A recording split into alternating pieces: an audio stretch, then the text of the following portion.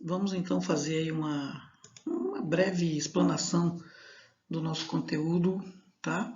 Para facilitar no entendimento de vocês. Quem já fez as atividades está tudo bem, né? Já teve até alguém que já me entregou, mas isso aqui é a explanação do conteúdo para fazer um melhor entendimento do assunto, tá bom? Nosso capítulo 1. Brasil, formação do Estado e do território. Legal. Estado, território. Veja bem, o que nós vemos nessa imagem aqui? Brasileiras, da seleção brasileira, com a mão no peito, curtindo aí, vivendo seu momento patriótico, abaixo delas a bandeira do nosso país. Patriotismo, tudo a ver com nação. Bandeira, tudo a ver com Estado. Patriotismo e Estado, tudo a ver com território. Jogadoras da seleção brasileira de futebol com o hino nacional brasileiro antes de uma partida do Brasil no Canadá em São Paulo durante as Olimpíadas de 2006.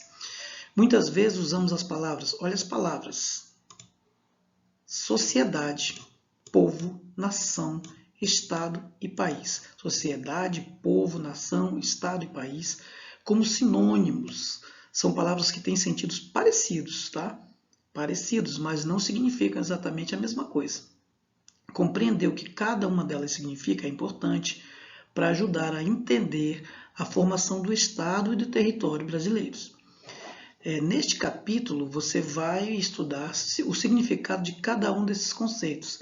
Vai aprender também como o território, o Estado e a nação brasileiras foram construídos no decorrer dos séculos.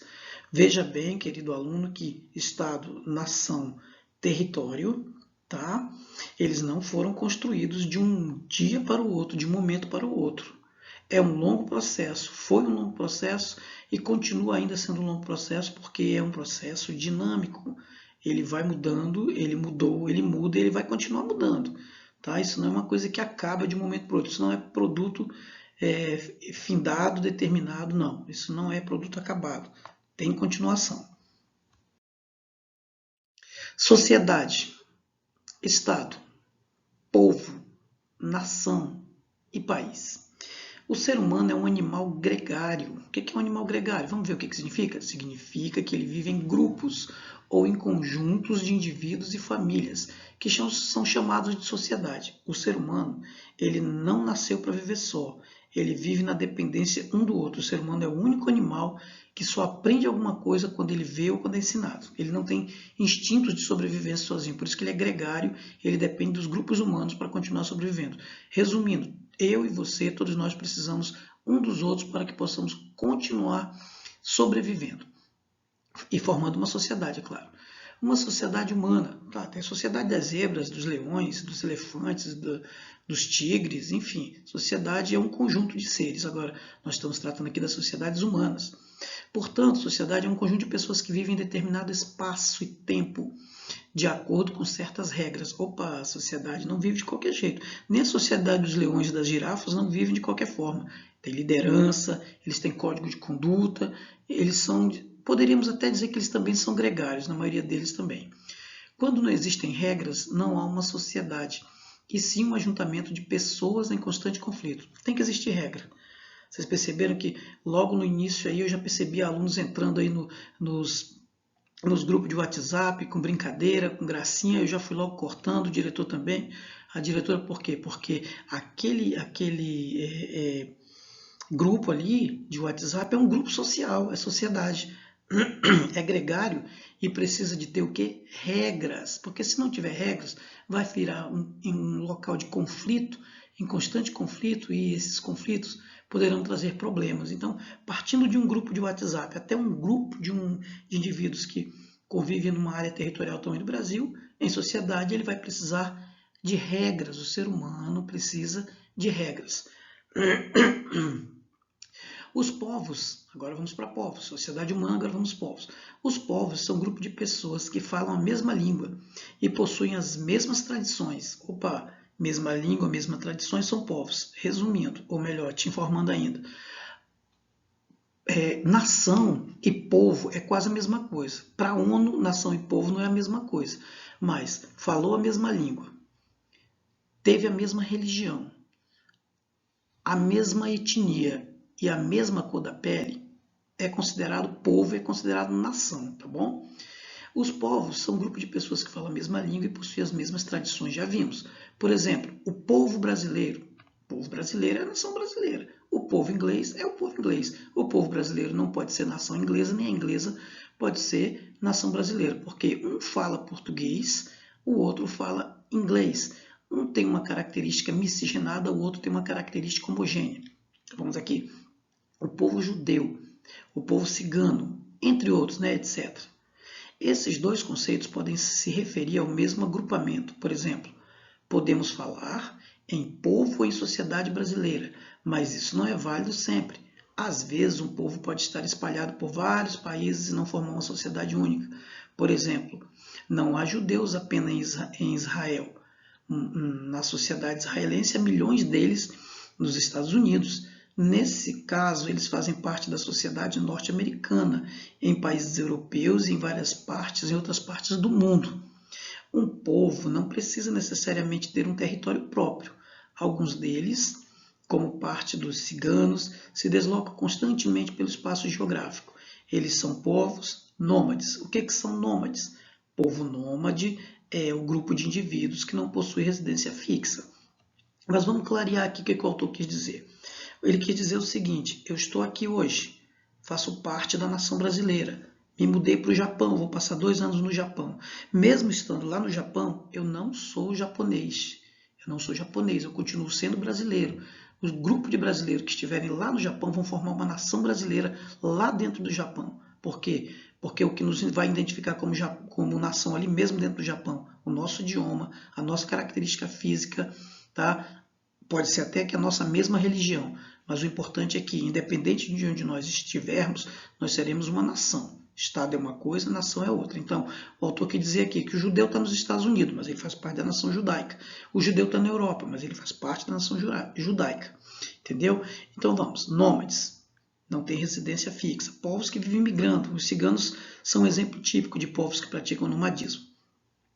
Há também povos sedentários, que possuem uma área de permanência física fixa. Então veja bem, nômade se desloca de um lugar para o outro. Sedentário é aquele grupo de indivíduos que tem morada fixa. Eu, por exemplo, sou sedentário. Entretanto, alguns povos sedentários não possuem território próprio, pois vivem em regiões de um país que é formado por outro povo, às vezes por outros povos. Por exemplo, os mongóis no norte, os tibetanos, os sudaneses, o sudoeste da China, os curdos que se espalham por trechos entre o Iraque, o Irã, a Turquia e a Síria, os chechenos em áreas montanhosas do Cáucaso, na parte asiática da Rússia, ou os bascos, que ocupam uma área na fronteira da Espanha e na França.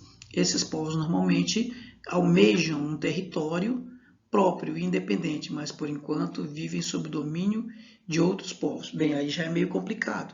Se eu morar lá nos Estados Unidos ou no Japão e acontecer alguma coisa comigo, o meu estado, por meio da sua embaixada lá, vai me trazer de volta. Vocês viram que tinha gente com Covid-19 na Europa, o governo brasileiro mandou buscar.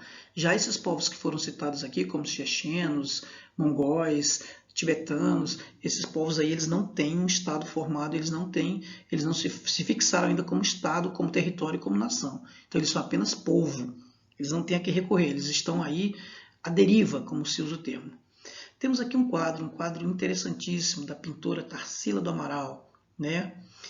O que ela passa nesse quadro tão famoso aqui? Basta você dar uma olhada para ele que você já vai perceber qual é a ideia da pintura da pintora ao expor essa obra. A pintura modernista ela está retratando a variedade da sociedade brasileira. Observando a pintura, podemos perceber que o brasileiro não tem um só rosto. Muitos povos e diversas etnias de várias partes do mundo compuseram a nossa população. Somos formados por índios, né, o nativo, o europeu que veio colonizar, o negro africano que foi trazido à força para cá por meio de uma imigração forçada. Temos também asiáticos, temos poloneses, temos chineses, temos franceses, temos holandeses, temos ingleses, temos uma variedade de povos. Então, por esse motivo, o brasileiro não tem uma aparência única física, como, por exemplo, japoneses holandeses, escoceses, esses povos eles têm características muito semelhantes. Já o Brasil não. É índio, é caboclo, é mameluco, é negro, é branco, é amarelo, é pardo, enfim. É uma variedade de povos no Brasil, um panelaço étnico. O termo nação, é mais complexo e possui dois sentidos principais. No primeiro, mais geral, a nação é o mesmo povo, ou seja, um conjunto de pessoas, que nós já vimos lá, com tradições comuns, com língua, tradições comuns. Nesse sentido, podemos falar em nação cigana, nação curda, tibetana, chechênia e etc. No outro sentido, nação é um povo com território, governo e leis próprias. São nação porque falam a mesma língua, têm os mesmos costumes e a mesma religião, mas eles não têm território, podem ser vistos apenas como povo. Em outro aspecto, esse mesmo povo, que possui um território e um governo e leis próprias, pode ser considerado uma nação, que não é o caso deles. Dessa forma, o povo cigano, por exemplo, não constitui uma nação, já acabamos de falar, pois não tem território nem governos próprios. Nesse segundo sentido, nação significa país, estado ou nação. Um exemplo, eu sou brasileiro, eu tenho um país, eu tenho um estado, eu tenho um território e eu faço parte de uma nação. Sou um cidadão com direitos completos, porque sou cidadão de um estado, de um território, de uma nação e de um país, né? Que bom que eu e você temos essas qualidades de indivíduo nesse mundo. Assim, a nação é o mesmo que país, isto é, um povo que vive num território próprio, tendo um governo que os representa. Nós temos governos que nos representam, né? O atual governador do estado de Rondônia, Coronel Rocha.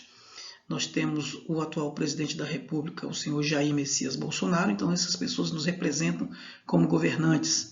Somos pessoas que temos um representante legal. Somos cidadãos com completa formação política e geográfica. Esse é o sentido da nação, empregado internacionalmente, aceito pela Organização das Nações Unidas, a ONU. A ONU é a Organização das Nações Unidas. Brasil, Estados Unidos, China, Alemanha são exemplo de países. Observe abaixo a foto da sede da ONU, Organização Internacional, formada por quase todos os países do mundo. É nesse local que esses estados nacionais se reúnem para discutir problemas comuns. Há povos que se chamam a si próprios de nações e almejam alcançar sua independência. É o caso, como vimos, dos mongóis, dos tibetanos, dos curdos, dos bascos, entre outros. Eles podem vir a tornar-se um dia, quem sabe, nações ou estados, mas por enquanto são povos denominados, ou melhor, dominados, que vivem em um território sob o controle de outros povos. Aqui temos o prédio da Organização das Nações Unidas, com bandeiras de todos os países que são filiados a elas. Tá? Todos os países que são filiados da ONU têm uma bandeira na frente da sede da embaixada. Podemos ver aqui a bandeira do Brasil. O conceito da nação pela ONU é o mesmo adotado nesse livro, o povo com território de governos próprios. Aqui na foto, temos a sede da Organização das Nações Unidas. Onde fica a sede das Nações Unidas? Fica em Nova York, nos Estados Unidos. Uma foto tirada em 2015. Alunos, a pressa é por conta do tempo de gravação aqui do nosso vídeo, para ele não ficar muito extenso e muito cansativo. Nós vamos passar para o vídeo de esclarecimento 2 e eu quero agradecer já a atenção dispensada pelos senhores, tá bom?